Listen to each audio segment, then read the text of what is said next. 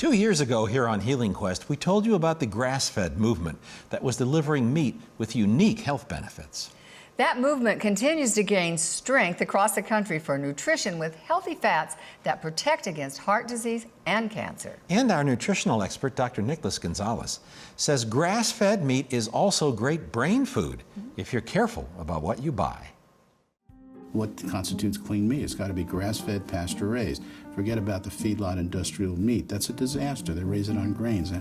Cows are meant to eat grass. So you want grass-fed, eating their normal food that they were designed genetically and metabolically to use effectively, not some junk from a feedlot, some synthetic garbage they're fed because it's cheap, up to their knees in their own dung. So grass-fed, pasture-raised. So when you eat meat, it should be fatty. Forget this obsession with lean meat. If you're designed to eat meat, you need meat, and you need it with the fat. Well, lean meat tastes terrible. The reason fat's there is first because it's healthy, secondly because it gives taste to the meat. Eating this 90% or 95% lean hamburger, it's like eating sawdust to me. When it's 75%, it's like eating candy. And I always ask to put extra fat in it, and they kind of look at me like I'm nuts. I said, trust me, I want extra fat. They said, it tastes better and it's healthier. And I said, okay, whatever you say. They've gotten to know me now, so they don't question it. You say, you're the guy that likes the extra fat. Yeah, I'm the guy that likes the extra fat. When you eat meat, it needs to have the fat. It's there for a reason. The fat's there to help nourish you, provide good energy, and help your brain repair. Again, the saturated fats in grass-fed beef are much different than the saturated fats in the feedlot beef. For example, grass-fed beef have lots of conjugated linoleic acid, which protects against heart disease and protects against cancer. Feedlot-raised animals have very little of that conjugated linoleic acid.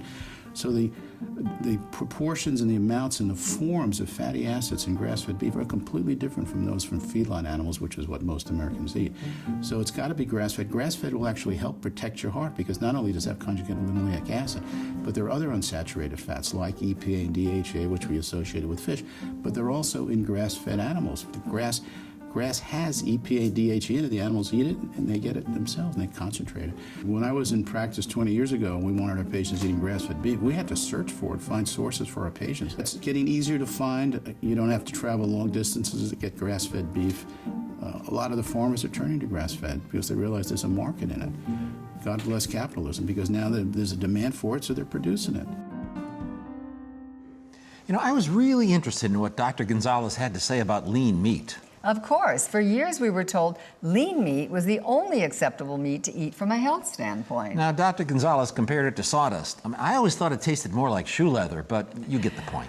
It turns out that the right kind of meat with the right kind of fat can be great for your brain and your heart and be very tasty too.